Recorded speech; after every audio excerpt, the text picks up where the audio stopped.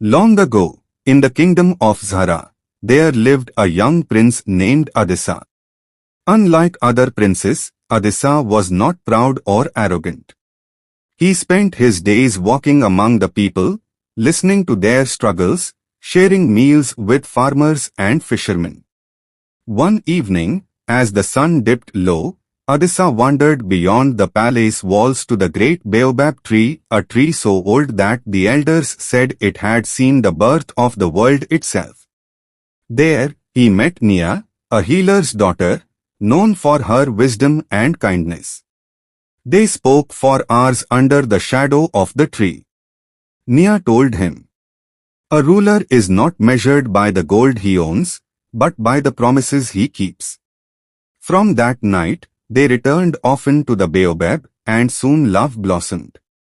One night, Adisa took Nia's hands and swore, "If I ever become king, I will never rule with greed. I will protect my people and love you until my last breath." Nia smiled but warned him, "A king's heart is tested not in peace, but in power. Promise me, Adisa, never let power silence your love." And he promised. But fate had already begun weaving a cruel test. Not long after the vow beneath the baobab, tragedy struck Zara. The old king, Adisa's father, fell gravely ill. For weeks the palace echoed with whispers, until one dawn the drums of mourning thundered across the land. The king was dead. The people wept, but their grief soon turned to hope, for the young prince was known to be wise and compassionate. He was crowned King Adisa of Zara beneath the very same baobab where he had once promised Nia his heart. At first, Adisa ruled with kindness. He lowered taxes, freed prisoners who had been unjustly jailed, and opened the palace gates to the poor. The people loved him. Songs of his justice spread to villages far beyond Zara.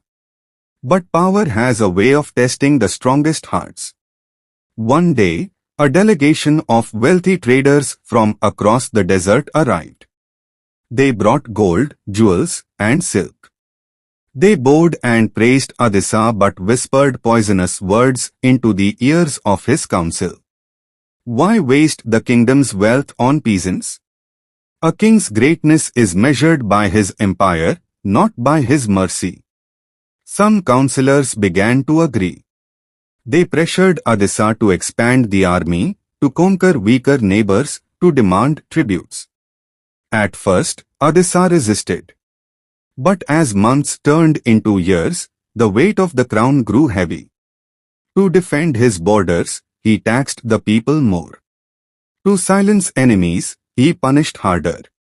The songs of love and justice faded, replaced by murmurs of fear.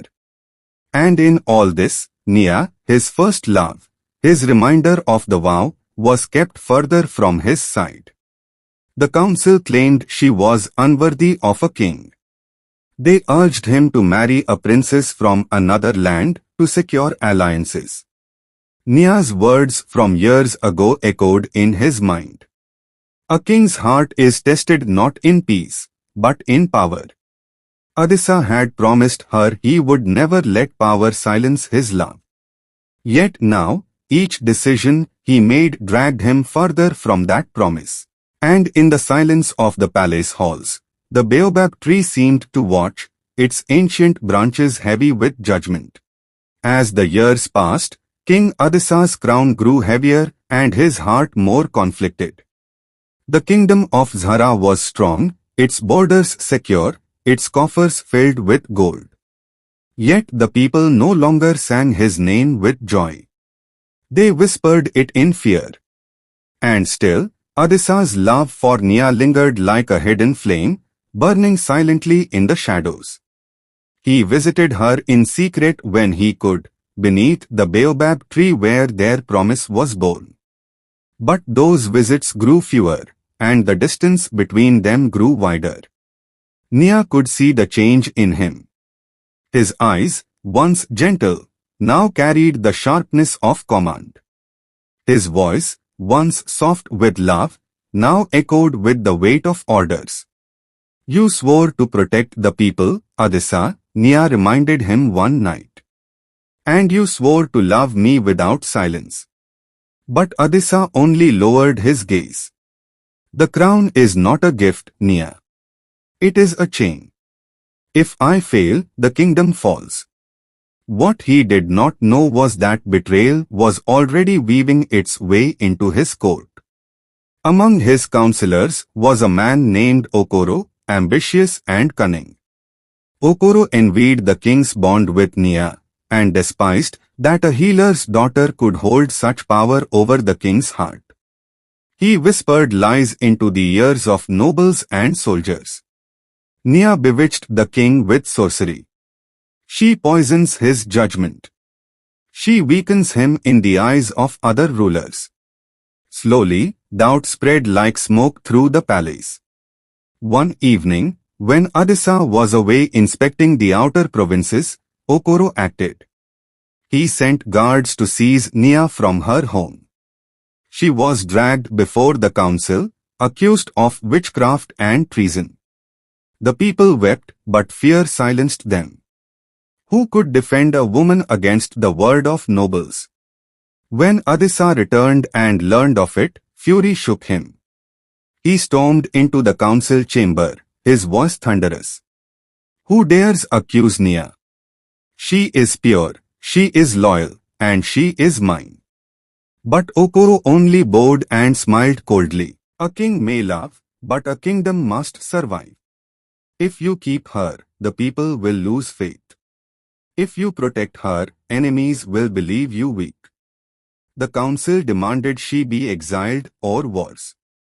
Adisa's heart was torn in two, his vow to Nia, and his duty to his throne.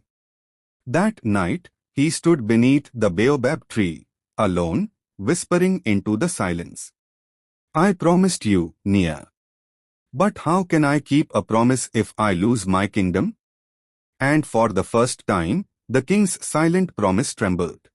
The night after the council's judgment, King Adisa wandered the palace halls like a restless ghost. The golden crown on his head felt heavier than iron. He could not sleep. Every time he closed his eyes, he saw Nia's tearful face, heard her voice under the baobab tree. Never let power silence your love. By dawn, Adisa had made his choice. He gathered his guards and stormed into the council chamber. The nobles and Okoro looked up in shock as Adisa's booming voice filled the hall. You think my love is weakness. You think my promises are chains. But a king who cannot keep his word is no king at all. Okoro sneered. Then you would risk your throne for a healer's daughter? Adisa raised his head proudly. Not just for her. For the vow I made to my people. For the truth that no crown, no gold, no army is greater than love and justice. Before the council could protest, he tore the crown from his head and hurled it onto the floor. Gasps filled the chamber. If ruling means betraying my promise, then I will not rule. Let Okoro wear the crown if he dares. But know this, Zara was not built on fear, but on faith.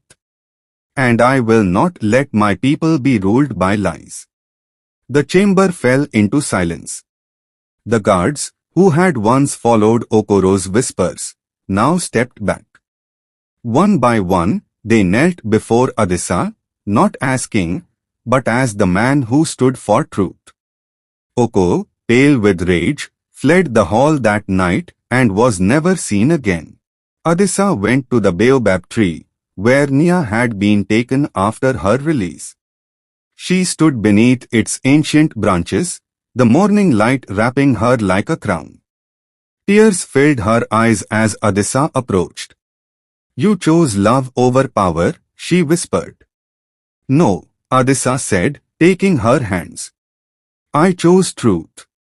And in truth, there is only love. The people of Zara soon learned of what had happened. Far from losing faith, they celebrated him even more. They sang once again, not of his wealth, nor his power, but of his promise kept. Adisa remained their king, but now he ruled not from the throne, but from the hearts of his people. And by his side, always, was Nia, the healer's daughter who had taught him that love was stronger than any crown. A promise is heavier than gold and stronger than steel. Power may tempt, crowns may blind, but true greatness lies in keeping your word and choosing love over fear.